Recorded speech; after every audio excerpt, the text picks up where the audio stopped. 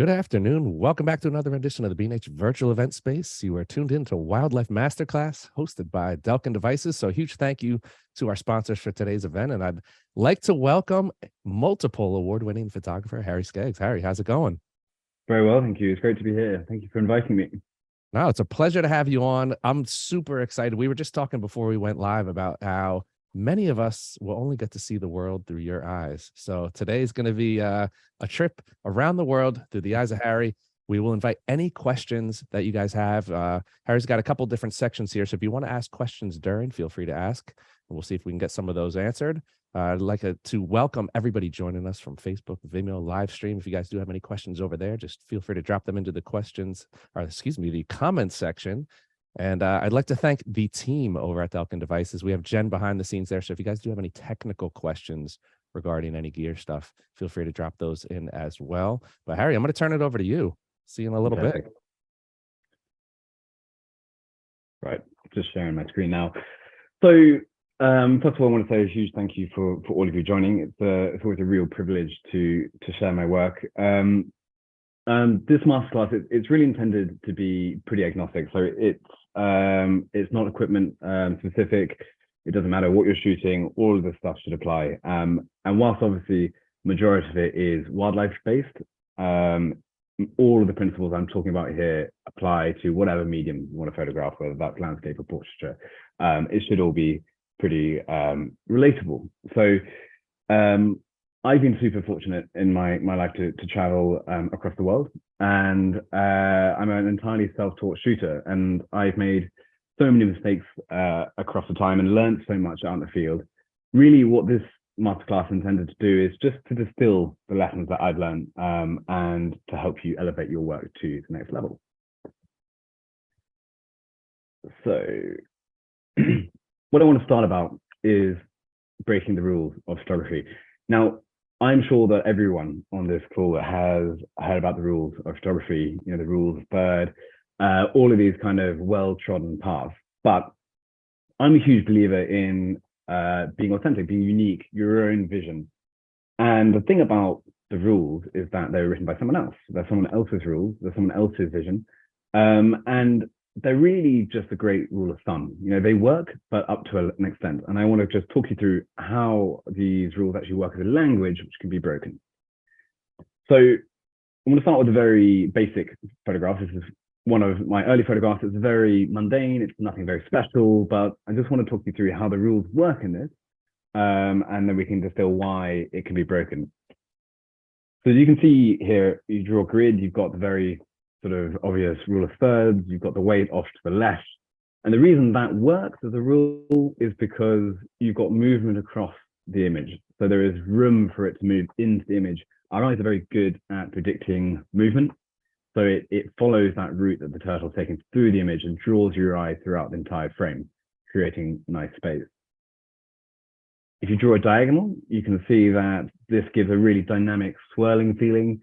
So it adds a lot of movement and kind of action into the image. And you can really envision this turtle just circling and swirling the shallows of its nesting ground.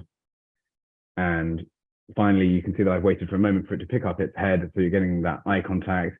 We are biologically designed to pick our eyes. So it's a natural focus point for our eyes. And it also leads us into the back of the photo there. You know, and it starts making you ask questions about, you know, what is out there for this turtle? What is this? What is the future here? So all very traditional rules, all make sense. But if that photo works and those rules work, why does a photo like this work? There's no rule of thirds at all here.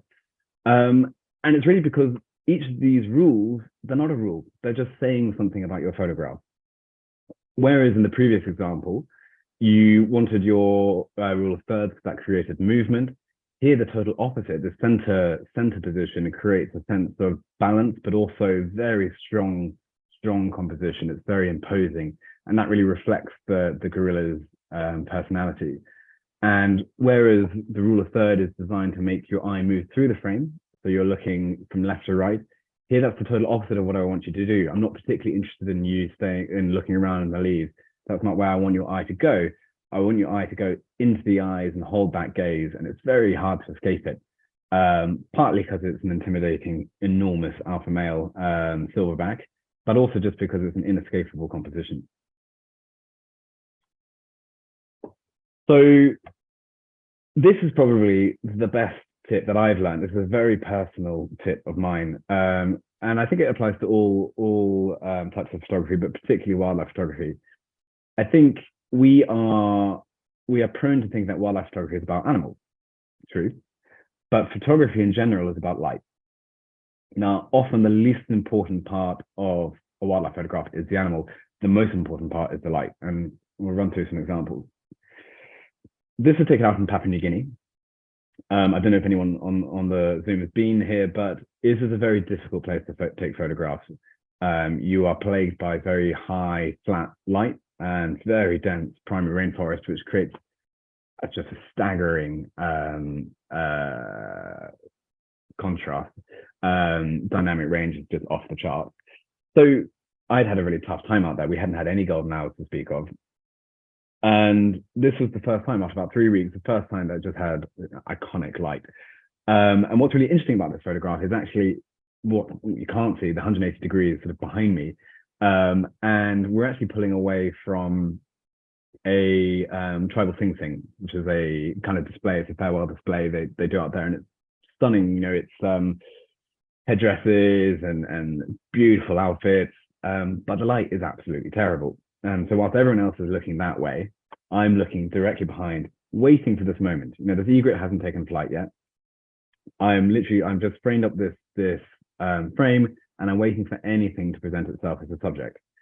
And the reason it really proves the point is that the egret out here is like the most common bird that everywhere. You can see two in the bottom as well, creating that kind of triangular composition. So it's clearly not the animal that's making the photograph. It is the light.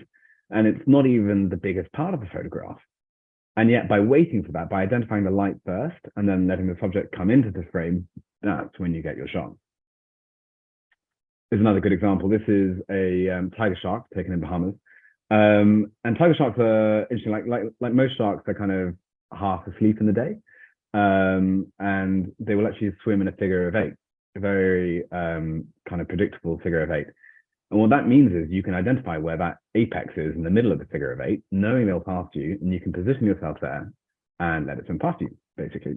And so I had this amazing light and positioned myself, waited for the shark to swim by, and you get your shot. And if you take away the light, it's a very boring photograph. You know, it's just literally a side profile of a tiger shark, but the light just makes it come alive. And it's kind of poignant for me because very shortly before this dive, this was about halfway through our trip, I'd actually had a very bad diving accident and very nearly drowned. A tank cut out at beyond 40 meters. And I was very, very aware that if I didn't get back into the water, that this was going to become some sort of hex for me. You know, this was going to become a thing. So I had to get back in the water. And this is the first time we did end up seeing a tiger shark, and it's incredible light, and it's this very redeeming photograph. And for me, it really has that feeling. So light is the all important. Another example here, this is taken out in Katmai with the grizzly bears. And the backstory to this is that we'd actually waited for these actually adolescent brown bears. We'd waited for them quite a while. They'd been sleeping on the shore. The tide was coming in. We knew they were going to get displaced. And I'd identified this stunning sort of symmetrical background, the mist swelling around, and it was sort of hard to tell if it would stay or not. And what actually happened was the three bears, they came up and they split us, and two came very close. And everyone, apart from me, swirled around to take the obvious kind of bear in front of you, big, scary shot. But I sort of stuck to my guns. And that was the most important thing to do, because you'd identified your light. The rest is sort of irrelevant. You need the subject, but it's not the most important part. Again, exactly the same example. It's such a small part of the image, but the emotion is all brought from that stunning light. So that takes me on to my next point, which is, how do you use that light? You know, it's not good enough just to have beautiful light. That doesn't mean anything. That is just beautiful photography. And photography has the power of being so much more than just pretty. You know, it has such an ability to convey message, meaning, emotion, atmosphere. And that's achieved by being the photographer, by thinking about it, by actually artistically creating a shot. And I'll talk to you about what I mean by that. This is not an animal. This is actually Papua New Guinea. This is a Huli chief. Incredible country where you had such a range of tribal culture. And this was this hugely fascinating conversation we had. He speaks Huli. I don't speak Huli. I do speak a little bit of Pidgin, which is a sort of overarching language, but we have a translator who's kind of all making it happen. But what is happening is he is telling us about how his tribal culture is disappearing. His sons live in Tari, which is the nearby big town, with running water, electricity, hospitals, all things that we would want for our children. But at the same time, there's this deep sense of loss that his way of life and his whole tribe's way of life is beginning to disappear. And we're sitting in what you refer to as man's hut, which is a hut just for men. And it is abject dark. It's just coming through. It's midday. This harsh light is cutting through, and he's spending most of the time actually sitting back in the shadow. There's just no shot there. And as he makes this remark, he leans forward into this crack of light, and it just illuminates him. But the rest of him disappears. Now you can see how that begins to become a visual metaphor for disappearing. He is literally dissolving into the void. The light becomes much more about narrative than just pure beauty. And I'm a big believer that people often say when the sun gets harsh, you put your camera down. Wrong. All light has a meaning, has a purpose. You just need to use it a little bit differently. Be creative. Here, super harsh light, but this shot wouldn't work if he was beautifully lit in sort of golden hour light. It has a different meaning, it has a different purpose, and you just need to think about how you do that. It's a similar concept. So this was taken out in South Georgia, and we went out there with a real mission to document the wildlife out here and tell a story about disappearing. And I came up with this very specific idea of ghostly. These animals are disappearing gradually, and that is quite a difficult visual concept to convey. And we suddenly hit this beach. Nothing had been working. It'd been a really tough trip. Nothing had been working. This huge fog set in, and it was one of those scenarios where this could go either way. This is either going to be terrible or just epic. And so I set about near the colony, and I laid down, made my profile really, really small, so you become interesting. They have no land predators, so if they're bigger than you, suddenly you are just interesting. What is this? And these two penguins broke away and separated themselves, and that allowed for this recession of planes. So each one getting gradually more hazy until you get the colony on the horizon, just almost a complete washout. And it really gives you that sense of just disappearing. So it was the perfect visual metaphor for us. And then these are some other ways I was trying to show that concept. So this is actually complete 180 degrees. So it's taken in a reflection of a puddle, and I've just not shot the penguin, just the reflection, and waited for a ripple to give enough of the body so you know what it is, but that kind of ghostly, disappearing, spectral feel. And you can see just playing around with different ways to make that same narrative. Here on the left is another way, so shot very close, and then again with them on the horizon, just looking like lost, forlorn ghosts.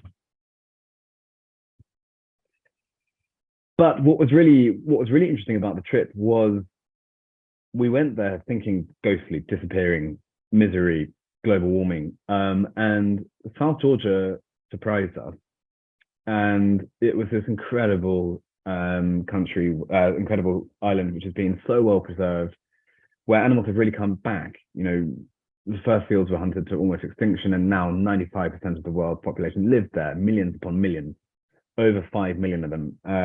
And it just shows how if we do act, then something can be done about it. And so suddenly with this sort of sense of hope, and a whole new kind of subcategory of photograph began to emerge, and you're thinking on the fly, how do I show that? And this is one of the ways. We had this quite unique fog bow, and identifying that light, like I was saying before, identifying this quite hopeful feel and just waiting for something to coalesce. to make that frame work and give that hope feeling. And same here. This was taken on the Salisbury Breach in Salisbury Plain, sorry, in South Georgia, shooting through the two penguins to get this amazing sunbeam, and it's just such a hopeful image, and it really showed the dichotomy of what we're losing and what we can do.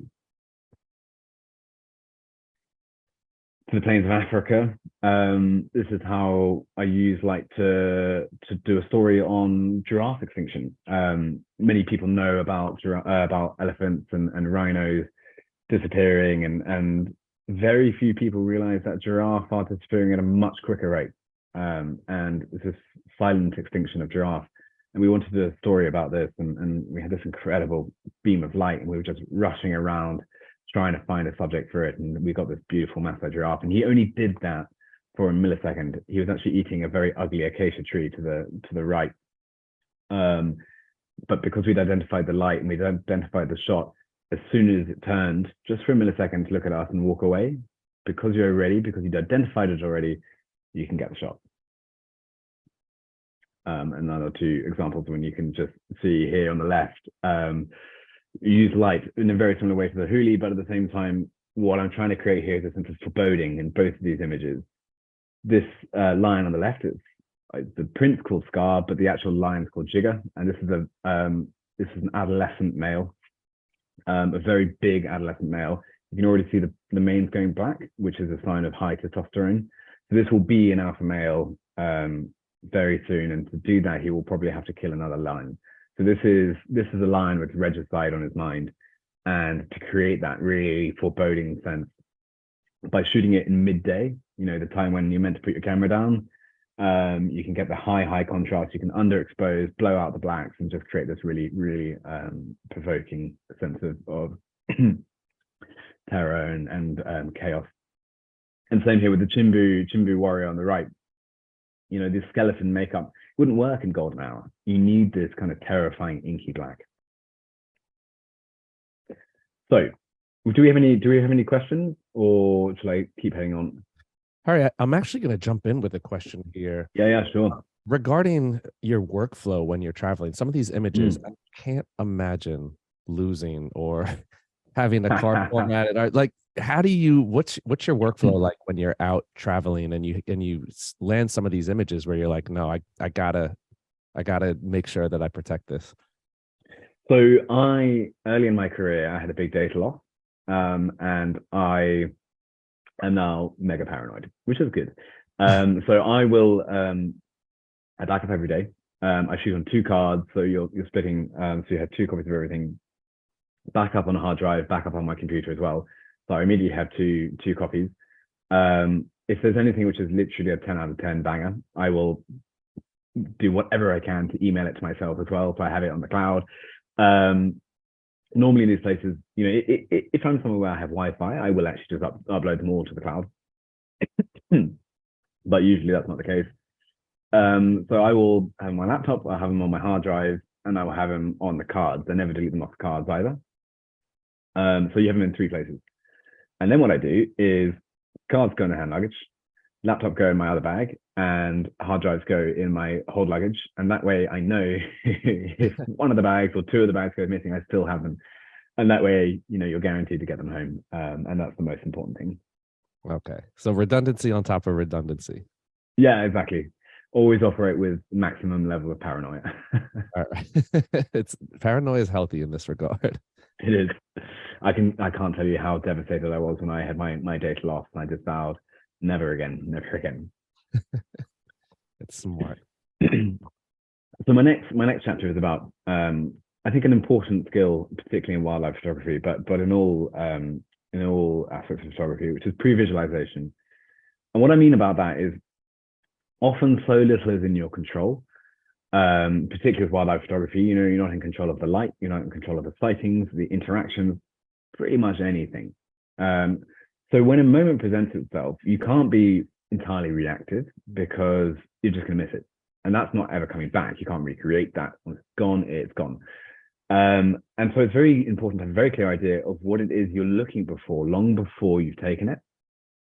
So when that moment does present itself, amidst the chaos of everything that's going on, that single frame presents itself, you're ready to take it.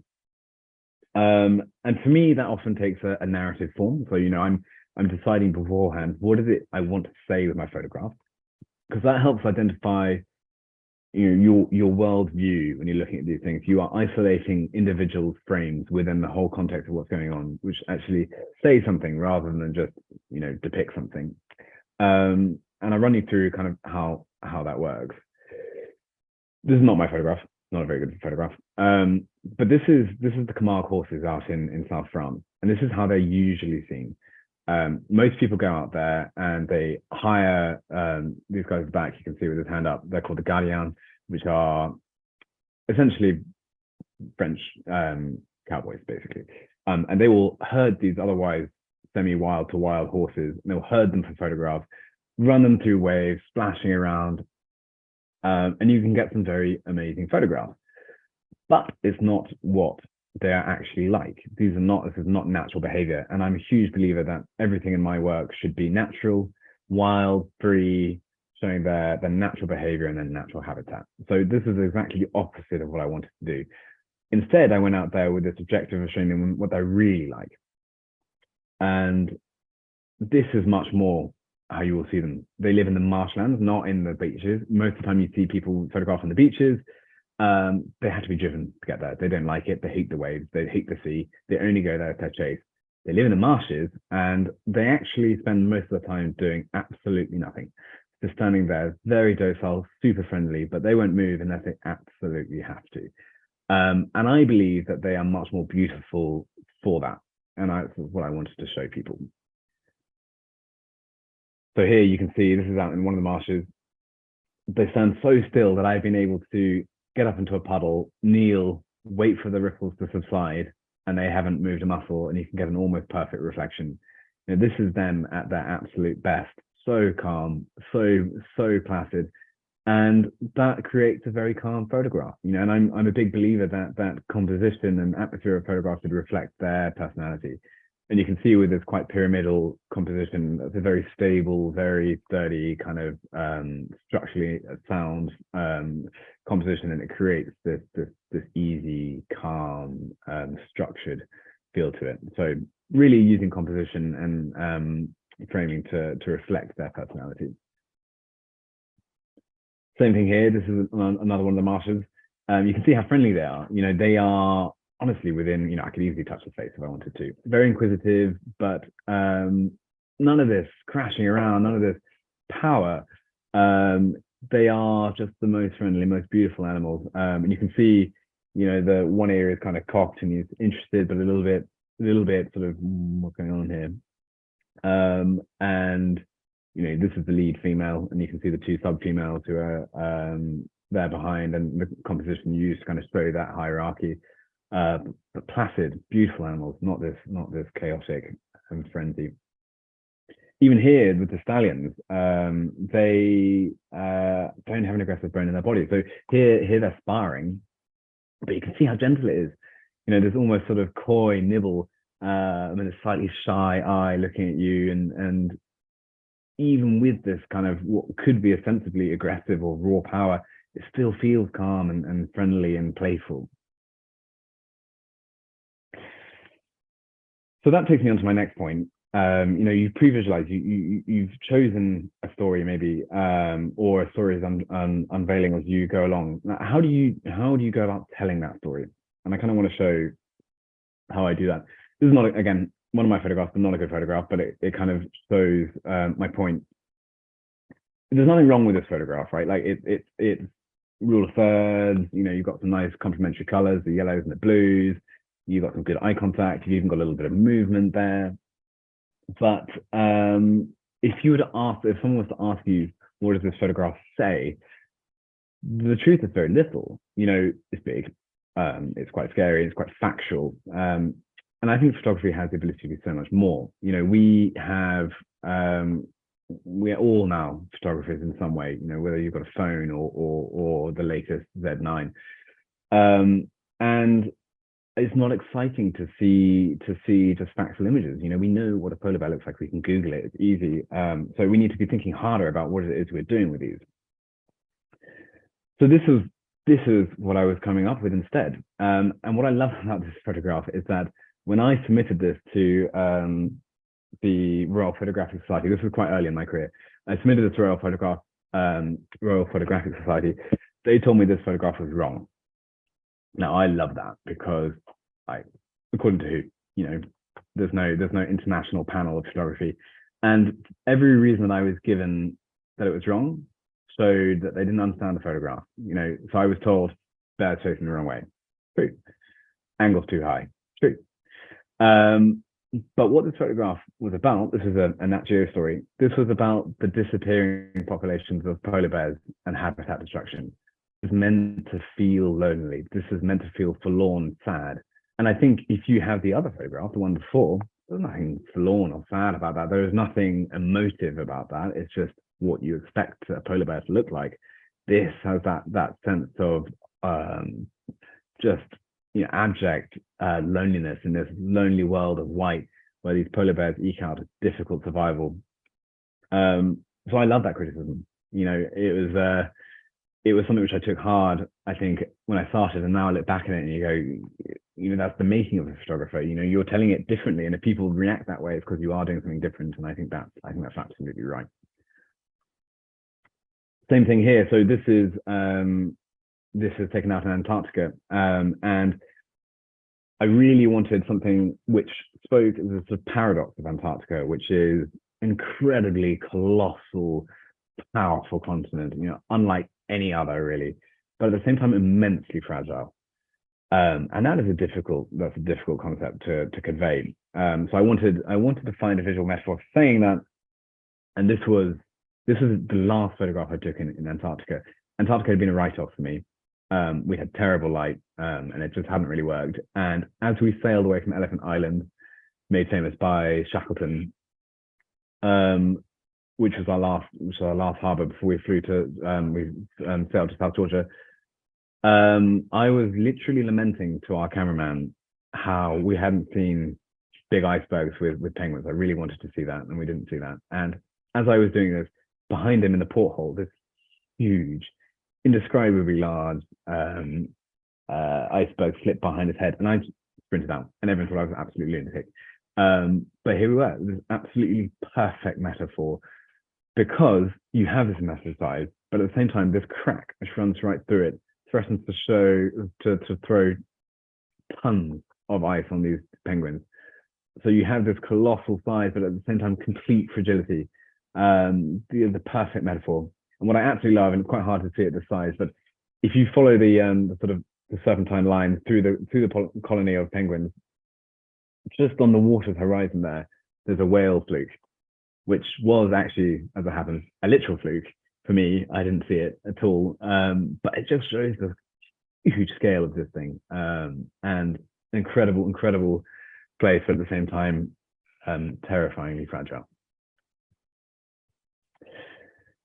So, any questions, or shall I carry on? Yeah, we'll consolidate them for the end. Great. All right. Okay. We'll go from here. Okay. So I want to take on to some easier things to apply, some really quick tips that you can find in the field, which will rapidly elevate your photography. And I think the easiest one is angle. You know, we are used to seeing the world at 6 feet off the ground, you know, 5 to 6 feet off the ground. That is how we see the world. And it's no surprise really, therefore, that angle is pretty predictable to us. And it is amazing what you can achieve if you change your angle. Just get down low, get down high, play around with it, because you completely change the relationship between your subject and its surroundings. This example here, this is a print called Tooth and Nail. The story here is she's a first-time mother, and the major cause of death for cubs is infanticide. The male lions will come in and they will kill the cubs because that will trigger estrus in the female, and they can mate with her. So what they do is they go away and they stash their cubs, and they go out and they hunt by themselves. And for a first-time mother, you know, she is used to hunting with a pride, and it's a very, very difficult ordeal. She's used to relying on very experienced hunters, and suddenly she's got to do this whole thing herself, and she's not having very much luck. And the day before this, we saw her trying to take down a buffalo single-handedly or single-poredly. And if anyone knows what a buffalo looks like out in Africa, they are enormous, and it's big prey for pride of lions, let alone one. And she broke a tooth, and you can see the top left canine has a chip out of it, and her tongue is also ripped. And she didn't come out well out of this battle. But what the story is meant to be about is, showing how this lioness is fighting literally tooth and nail for her cubs. And I wanted to show the story, and it was really important there to show the tooth. And so by getting down low, I could shoot up and not only get this tooth, but this really interesting symmetrical repeating forms of the palate, and the high detail of the papillae on the tongue. And it creates a very unusual angle. You don't see that very often. Certainly not telling the tale afterwards. But yeah, changing that angle creates something completely unique. Same case here. This is a great tusker taken out in Kilimanjaro. The tuskers, only just over 20 of them left in the world now, famous for their enormously long tusks. And so you want to talk about that. If you shoot it at a eye level, human eye level, or higher, or jeep level, what you do is you actually end up foreshortening the tusks. They don't look as big. Whereas if you get down low, and this is taken pretty much on ground level, shooting up, you emphasize the tusk. You make the tusk the story. So it's using that angle to kind of tell the story that you want it to. This image again, done the total opposite. I've got up high. Most people, when they think about wildlife photography, it's get low, get low, get low. Depends. Here it allows you to show the habitat, the animal in its habitat. And I often think that's 50% of the story. These days we are living in a world of habitat destruction. Taking the animal out of its habitat is losing part of that story. And whereas with the other polar bear photograph, the one which I didn't like, that could be taken in a zoo, on a snowy day, whereas this is clearly not. Just play around with it, and the great thing about digital photography, and the great thing about having cars as big as Delkin's, is that you can make a million mistakes. You only need one. I'm thrilled if I come back from a trip with one photograph I'm happy with. Play around with it. The worst thing you're going to do is delete it. Make mistakes, play with it. And I often say to people, crawl around your kitchen, get down in like your cat's level or your dog's level, and look around at things, because you'll be amazed at how things take on an entirely different kind of context when you change that perspective. So play around with angle. The other thing I do is have a process. It's the quickest way and the best way to get as many good photographs out of one trip. Whether or not you're a professional or just on a holiday, we all have limited time. We're out there for a matter of weeks, and we want as many good photographs. And it's very easy to see like a lion or a humpback whale and just take the same photograph a million times. And you can't hang those on your wall next to each other. They're completely iterative. So instead, I have a process to go through, which makes that I get the most out of each shoot. So the first thing I'm trying to do is take what I call the postcard image, which is just the kind of archetypal, this is an elephant, nothing special. But the reason I do that is that as soon as that's in the bag, you release the pressure a little bit, and you can start creating a little bit more exciting things. So you get it, you bank it, and you move on. The next thing I do, which you can literally do in the same 3 seconds, is zoom right in. Immediately, it's an entirely different photograph. It's an entirely different feel, and you could put them next to each other, and it wouldn't be contrasting. It wouldn't be conflicting at all. It would be a different vision of the same animal, and immediately you have two completely different photographs, whether or not you like them or not. This one is kind of interesting because you see the shape of the tusk there. That is a completely crooked tusk. If you imagine they normally come out like this way, this one is coming underneath. And what's very interesting about elephants is that often, if they have physiological abnormalities like that, they also have psychological abnormalities. I guess not, unlike some humans. But what that means is, like, we got charged by this elephant almost immediately after, and she was just very touchy. And So I needed to make that tusk the kind of the foremost of it. And then same thing, you pan straight back and you put it in its context and you give it that atmosphere. I think it's so important, like I was saying before, about having these animals in their environment. It's so much of the mood and the atmosphere and the story, that losing that is a real shame.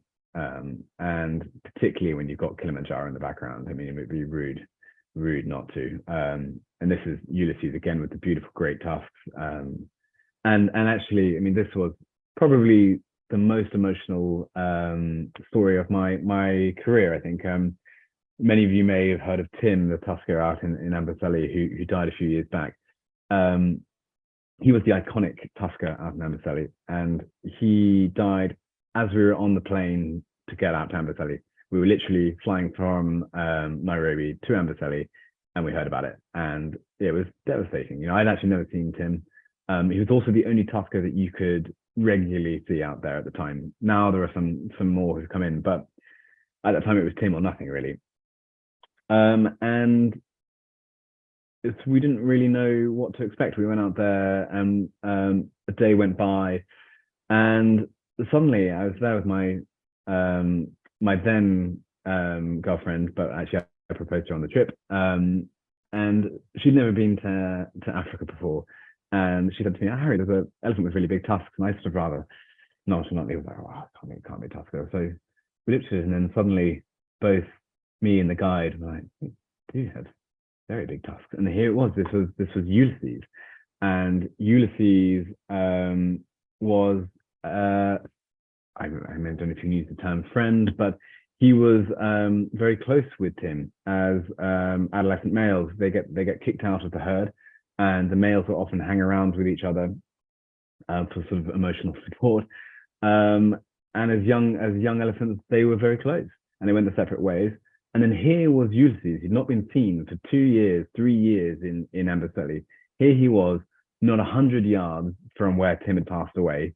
And it's very open to debate or discussion or whatever you want, but it's hard to believe that this was just a vacuum of power. The timing was unbelievable, and it felt very strongly at the time that this was an old friend here to say goodbye. So again, we talked about angle, and exactly right. Now you've done everything at that level, so play around with the angle. And the great thing is you've got these images in the bank. You're moving step by step by step, so you have things to work off. So even if from now everything's terrible, who cares? You have some shots. So here, this was literally taken within like 3 minutes of the last photograph. I just completely changed the perspective, and you can see how it's a totally different photograph. I've got down, still kept Kilimanjaro in the background, but suddenly you bring the grass in, and you are showing the side profile of the tusk. Immediately a different photograph, and a very easy way to do it. So the way this process works is that each step gets harder and harder and harder and more unlikely. And so the next step, you need certain things to go your way, and that is most importantly light. And I'm looking now for an image that has atmosphere, and that may or may not happen on your trip, and certainly often it doesn't. But here, just as we were saying earlier in the talk, you're waiting for that moment where the light is stunning and you're finding that subject. And we had this incredible sunset, burning blues and oranges, and you don't need it. You don't need the light to be good on the elephants, because all they are is some context, and it just gives you that wonderful atmosphere. This couldn't be anywhere else other than Africa, and that's what you're looking for, that really kind of emotional feel to it. And then the last one almost never happens, but this is what I call the difference, or the difference maker. And this is something which is a little bit unique.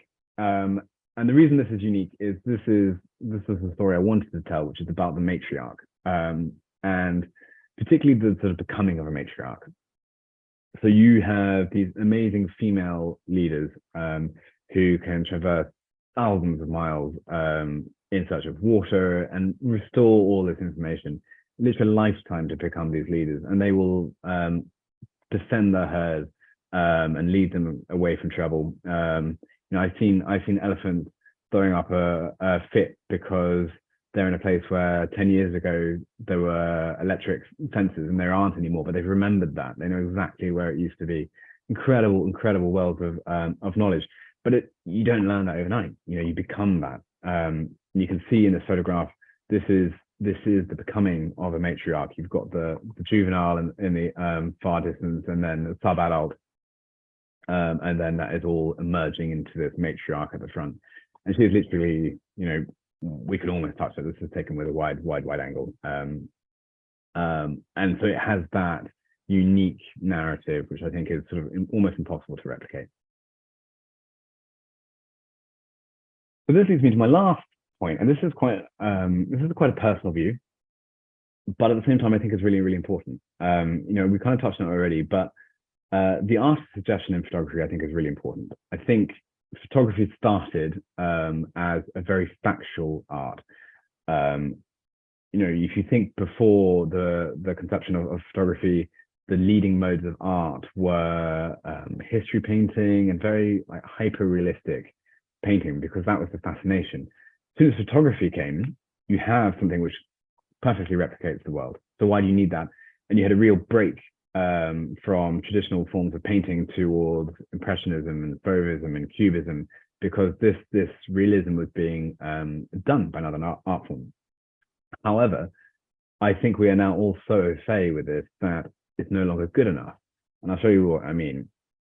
This is not a very good photograph of a tiger, and you can see it's very factual. It's telling you a lot of things. It's not really asking anything. It's giving you, what does a tiger look like? And that's about it. You could Google this image, but we know what a tiger looks like. That's not exciting. Back 40, 50, 60 years ago, you might not have seen a tiger, and it may not be that easy to find it on the internet and that kind of thing. So just seeing something in a magazine might be like, wow, look at this. Whereas now I think it's you grow up knowing what these animals look like. So I think photography could do much more. And I think that's asking questions. And the reason you want to ask questions is that it keeps people on the image longer. You sit there and you ask yourself, what is going on in this image? This was taken out in Ranthambore in India, and nothing was really kind of working, and it was tough, and all the tigers were behind cover.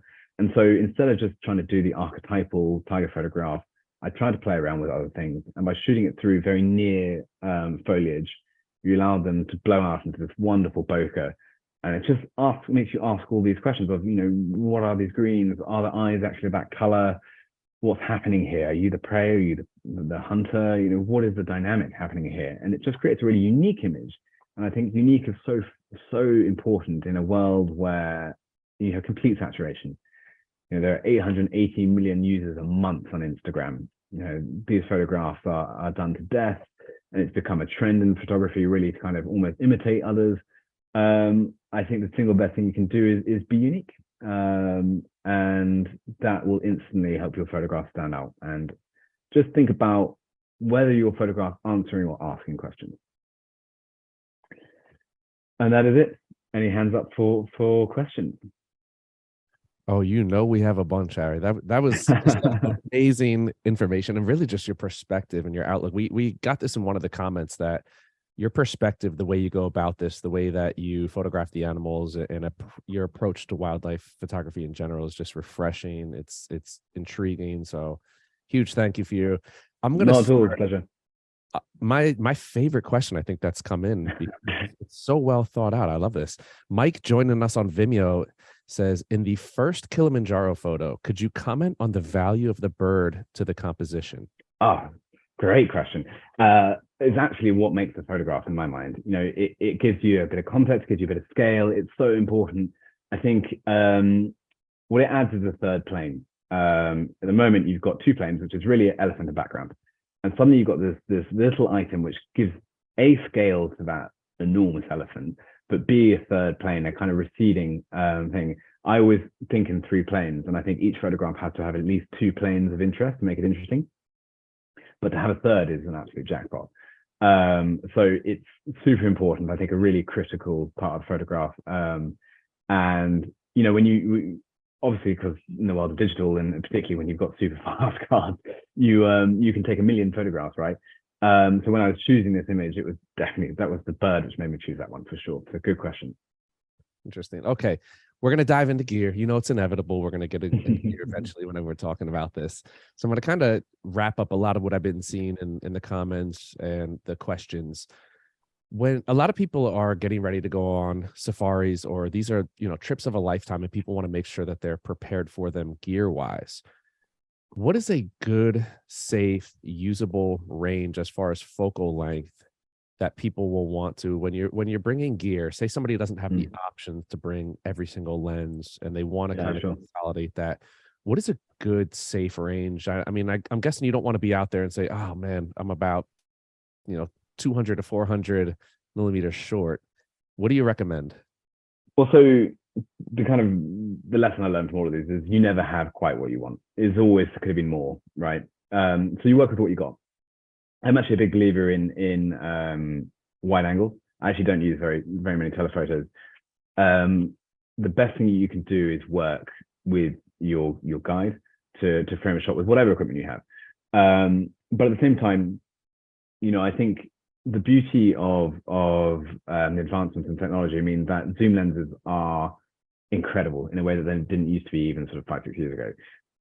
So because I print my work huge, I didn't ever use zooms before because the optical quality wasn't quite high enough, and so I was always on primes, and that meant you had like millions of lenses around, and that was a real challenge. But these days, you know, something like the 100 to 400 is just an absolute workhorse. You can do everything from, you know, human portraits to super telephoto images. It's a great lens. You know, I normally travel with 2 to 3 bodies, and the 100 to 400 just stays on all the time because it just covers a huge range. And then like I said, I'm a huge believer of wide angles. The beauty of wide angles is that you can get really close to a subject and you can have a big frame filling shot, but at the same time, you can also have the background in a way that you can't with a telephoto. You know, you will compress the background and it'll be quite 2-dimensional. And that's been done as well. You know, telephoto photography has been done to absolute death. And it just doesn't have that same level of atmosphere.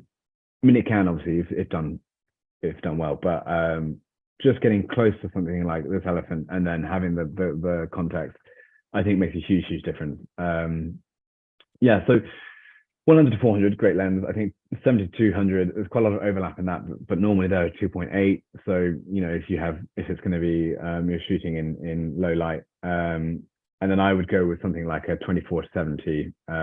If you have those two lenses, 24 to 70 and 100 to 400, I think you're pretty set. And, you know, you could consider, if you're shooting crop format, I think 400 is plenty. If you're shooting full frame, you might consider something a bit bigger, but I think, to be honest, if you're working with your guide and you tell them what you're looking for, I think you can definitely make do with that. Mhm.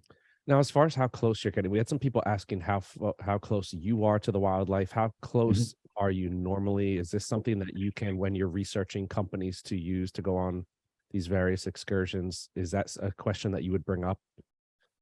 So it's not so much that it's more, you know, the really important thing for me is that everything in my work is wild, free, and calm, and that really, if we weren't there, they'd be doing exactly the same thing. So we spend a huge amount of time, you know, most people don't really realize we spend a huge amount of time studying body language, because animals will tell you when they're not comfortable. You know, take this elephant for example. The traditional way that an elephant will tell you that it's not comfortable is ears out, head up, and maybe slightly to the side because their eyesight is terrible. The number one way to know that an elephant is calm is that it's eating, which it is here. You know, ears are back, head is down, eating. This is a super calm elephant. And we're pretty close. You know, we're maybe 2 meters, 3 meters. But because we know he's calm, he's very happy for us to be there.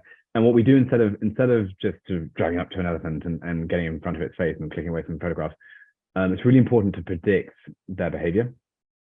So here, for example, we've got Kilimanjaro in the background. What the elephants will sleep or spend the night anyway up in the kind of relative cool of the lowlands of Kilimanjaro. But there's no water up there. So what happens is that first thing in the morning, they will come down to water. So we know that. We know where the water is. You stick your Jeep in the middle and you wait. You let them come to you. So it's on their terms. You know, if they see the Jeep and they go, I don't want that, they will avoid it, and that's fine. So it's very much on their terms, and that ensures you get this beautiful interaction, and they will spend longer as well. You drive up to an elephant, he'll just leave. So you can get super close, but it's on their terms. And same with with the tiger sharks. It's you predict their behavior and you let them decide whether or not they want to come to you. And I think that's really, really important. One of the main reasons is if you try and force a reaction, he will turn around and you'll just get a photo of an elephant butt, which is not going to win any prizes. So yeah, I think it's absolutely possible to get very close to animals, but just be really, really conscious about how you are making them behave. Okay. I'm glad you brought up the tiger shark, because we actually did have a question on that regarding kind of the same thing. Are you studying the path? Was that shot one where you just right place, right time, you were ready, or were you aware of the light and waiting for something to swim into the light? Yeah, absolutely. So I was actually, I started when we first saw the tiger shark, I was above watching where this pattern is going. Because what happens is they'll be interested. So they kind of wake out of this sort of figure 8 pattern, and they actually kind of lurk in the kind of middle distance, and you can only really see the shadow, which is kind of creepy. They kind of disappear and you just see the circling shadow. But once they've kind of figured you out, they will just go back to this kind of sleep pattern. So you go above and you just work out where that apex is. And then I found that apex and I was just waiting around for the light. Found the light, just let it swim by, click. And then you only need one frame. All right, I gotta ask, how is it the first time you ever went down there with sharks? Everybody's seen Jaws a million times in my generation. Is there nerves, or do you feel like you were prepared enough, or you were studied enough on the behavior to feel comfortable there? So this trip was the first time I dived for sharks, big sharks anyway. And for sure, like I didn't know how I was going to react. And I got out there and you're miles and miles and miles offshore. There's no chance you're going to get anywhere safe if you need it. And it was the first time you go, what am I doing? And the first thing you have to do is you have to jump off the end of the boat, obviously. But all the lemon sharks, which are not massive sharks, but they're like 7 feet, you have like 7 lemon sharks all swimming across. So the very first thing you have to do is just jump in the middle of 7 big sharks. And so that was quite nerve-wracking. But as soon as I entered the water, I was completely at calm, because nothing reacts. They just don't care that you're there at all. You are so unimportant to them. And I love that, because, if they react, then you are a threat or of interest, but they could not care less. And so you immediately feel at ease, and you can be, it's very, very possible to have 50 reef sharks all swimming around in your face.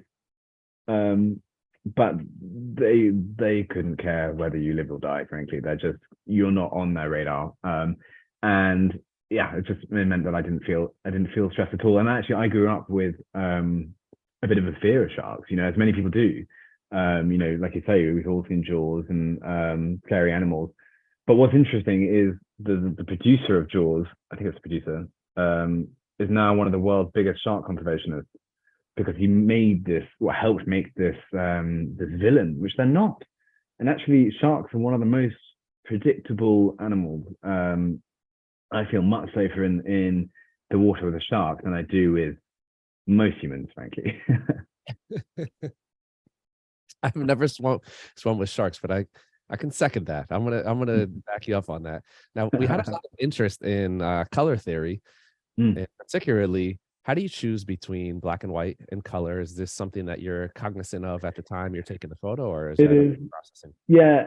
So I primarily want to take monochrome. I think it's the biggest. I think it's one of the biggest tests of photography. Color can be a bit of a crutch. Sometimes something works just because it's a nice color, and that's not really good enough to me. It should really work in monochrome if it's going to work at all. That's when you know it's good composition. That's when you know it's a successful photograph. But also it adds this wonderful cleanness to it, and that's what I'm always after in my images, is cleanness. It's something unbelievably simple, because being a fine art photographer, I am trying to sell prints which will live on your walls the rest of your life. And you might give it to your child, and generations. If something is busy or fussy, you'll see it, and once you've seen it once, it'll annoy you for the rest of the time. Whereas monochrome photography is just so clean and timeless. And on a very commercial level, it goes with every color scheme. You can imagine, say, for example, this photograph, very, very colorful. And if you had a blue wall, it's going to be, complementary blue and orange is going to be really dominating. It wouldn't really work, whereas monochrome just works with everything. So that's kind of my preference.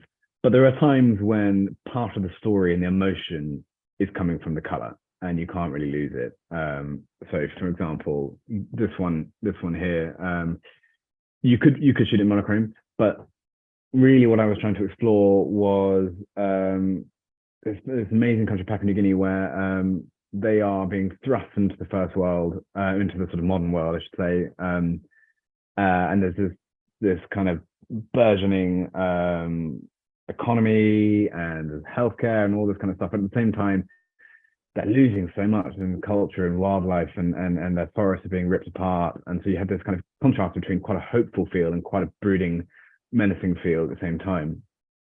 And you would lose that without the color. So it's a very conscious thing. Is it really adding anything other than just a bit of beauty, or is it a narrative device? And if it's a narrative device, then I tend to keep it. I love your whole approach on that. Just even the way that you were talking about using the wide angle lens, because it's more of an environmental feel. You get the narrative with it. And I think that's such a great compositional tool that so many people, especially people who are taking that trip of a lifetime that we talked about, I feel like they can be so narrowed in on just the wildlife, and they don't think about the atmosphere. Yeah, totally. And this is what I was saying about watching light. It's like we've all done it, like myself included, right? You rock up and it's the first time you've seen a lion or whatever, and you just shoot a million frames of a lion, and it's sleeping under a bush, and it's just always going to be a terrible, terrible photograph. And you sort of teach yourself that, you don't want that photograph. Even you might take one just as a memory, but you don't need to spend hours photographing that lion under a bush.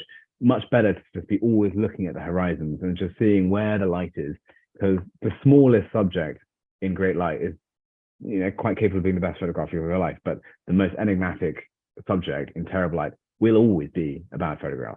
So absolutely, I think it's really important not to get stuck on the subject. Definitely. So before we let you go, Harry, I'm having Danny drop your website, your Instagram. Guys, check out Harry's website, his Instagram, follow along with his work. We had to bringing it back to the gear and the settings. There's some questions regarding: do you shoot manual? Do you shoot continuous mode? Full manual, yeah. I'm a big believer in shooting full manual. Photography is an art, and the art is not in the taking; it's in the making. The most important part of any camera is the 12 inches behind it. Your brain. So if you are not controlling the camera, you're not making the choices. And art is about choices. You are deciding how you show this world, and that kind of has to be controlled by you. You don't want an algorithm in a camera to be like, this is what's best for you. So I'm a big believer in manual. Obviously it comes with its challenges. It's slower, but I think it's mega important. And obviously the semi-manual modes, there's pros and cons, but I've always been a manual guy. Continuous mode, yes, for sure. Why not? You've got something like the Z9, you can fire off, I think it's 1 million photographs a second. It's bad in workflow in that you come back with millions of photographs, but there are some things you can't control. You can shoot single frame, but it's very hard to predict exactly what wing pattern is the aesthetic one and what not. And you don't want to miss it just because, we're a fraction of a second out of it. So why not? I get a lot of people ask me, well, do you feel like a real photographer because you use Lightroom and you use, cameras like Ansel Adams didn't? And I always respond the same way, which is they all use, these sort of analog photographers all use the best equipment of the time. They would 100% be using what they have available to them, because why would you not? And most of the things that you can do in Lightroom could be done in Darkroom. It's just a digital version. That's why it's called Lightroom versus Darkroom. So as long as you are using it, I think, to bring it back to what you saw, because the nature of raw photographs is they're undersaturated, under contrast. So to bring it back to what you saw, I think is a very useful tool, and I think it shouldn't be underestimated. but yeah, why not use your cameras to their full potential for sure. Continuous all the way. All right, now I got to sneak because you made me think of something with that last answer there. So I got to sneak in since we are talking about storage at the end of the day, right? Yeah, absolutely.